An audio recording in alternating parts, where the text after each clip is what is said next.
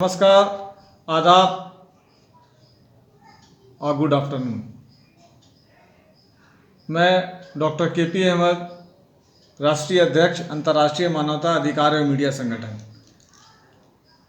मैं आज जिस मुद्दे पे बात करना चाहता हूँ वो बहुत इम्पोर्टेंट है और एक समुदाय विशेष से जुड़ा हुआ मुद्दा है, लेकिन इसको कहना इसलिए भी ज़रूरी है कि जब तक सभी समुदाय का विकास हर माने में, हर क्षेत्र में नहीं होता है, तब तक देश का विकास कहीं ना कहीं अधूरा होता है। तो इस संबंध में ये बात बहुत इम्पोर्टेंट है, महत्वपूर्ण है। मैं काफ़ी दिनों से देख रहा हूँ और सुनता भी हूँ, पढ़ता भी हूँ, और आप लोगों में से कई एक ज़्यादातर लोग भी सुनते होंगे, पढ़ते होंगे, देखते होंगे कि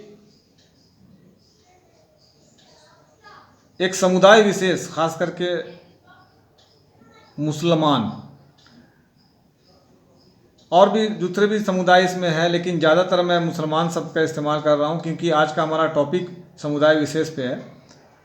मीडिया को लेकर के उनका जो धारणा है, उसमें वो मीडिया को दलाल मीडिया, गोदी मीडिया कहते हैं, और उन्हें ऐसा लगता है कि उनकी बातों को, उनकी समस्याओं को मीडिया सही ढंग से रखता नहीं है।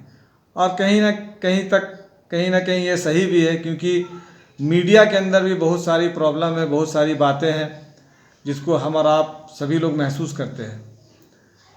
कोई भी मुद्दा हो मुसलमानों से जुड़ा हुआ, चाहे वो NRC का हो, CAA का हो, हिजाब का हो, लैंग्वेज का हो, भाषा का हो, आरक्षण का हो, पहनने ओढ़ने का हो, किसी भी सामाजिक मुद्दा हो, तो मीडिया का एक वर्ग मुसलमानों को इस तरीक़ा से रिपोर्टिंग करता है कि मुस्लिम समुदाय को लगता है कि ये हमारे साथ अन्याय कर रहे हैं।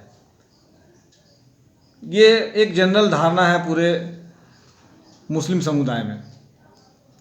लेकिन आज मैं यहाँ पे कहना चाहता हूँ कि अपने मुस्लिम भाइयों से, हमारे इस समाज में, मुस्लिम समाज में, इंडिया के अंदर बड़े बड़े स्कॉलर हुए, बड़े बड़े दानिश्वर हुए, राजनीतिक हुए, फिल्मी हस्तियाँ हुई, खिलाड़ी हुए, और पढ़ा लिखा तबका भी काफ़ी हिंदुस्तान के अंदर इस सरजमी में पैदा हुए और उन्होंने काम किया देश के लिए।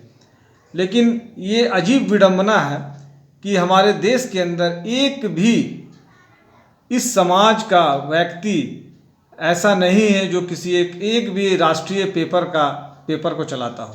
नेशनल अखबार इनके पास अपना नहीं है, एक भी न्यूज़ चैनल अपना नहीं है। और अभी जो एक ज़माना है डिजिटल मीडिया का, वो प्रॉपर ढंग से एक डिजिटल मीडिया भी इस समाज के लोगों द्वारा नहीं चलाया जाता है। तो कमियां कहाँ हैं?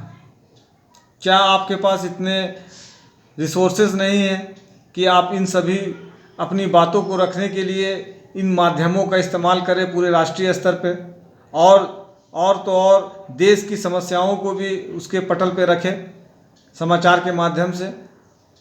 आप जहाँ भी देखिए, वक्फ की जितनी भी संपत्ति है, सारे वक्फ का संपत्ति में हमारे खुद मुस्लिम भाइयों द्वारा कहीं ना कहीं कब्जा करके अपना निजी मकान बनाया जाता है, दुकानदारी किया जा रहा है कब्जा करके।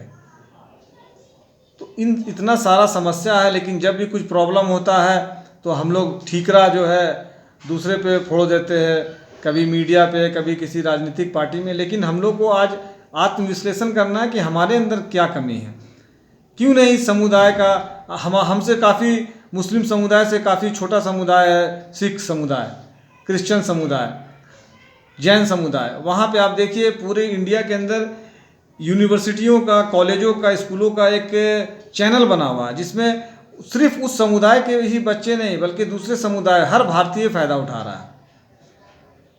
बड़े बड़े अखबार राष्ट्रीय स्तर पे इन समुदाय के लोग संचालित कर रहे हैं और देश को बनाने में भागीदार हो रहे हैं। लेकिन क्या वजह है कि ये समुदाय 25 करोड़ या 30 करोड़ या 35 करोड़ होने के बावजूद भी एक राष्ट्रीय स्तर पे इन सभी चीज़ों का अभाव है तो इन सभी चीज़ों को हमें समझना होगा, और जब तक हम लोग इन सब चीज़ों को नहीं समझेंगे हमारा रास्ता नहीं निकलेगा और समुदाय का विकास नहीं होगा। और जब समुदाय का विकास नहीं होगा तो कहीं न कहीं देश का भी पूरा विकास नहीं होगा, अधूरा विकास होगा।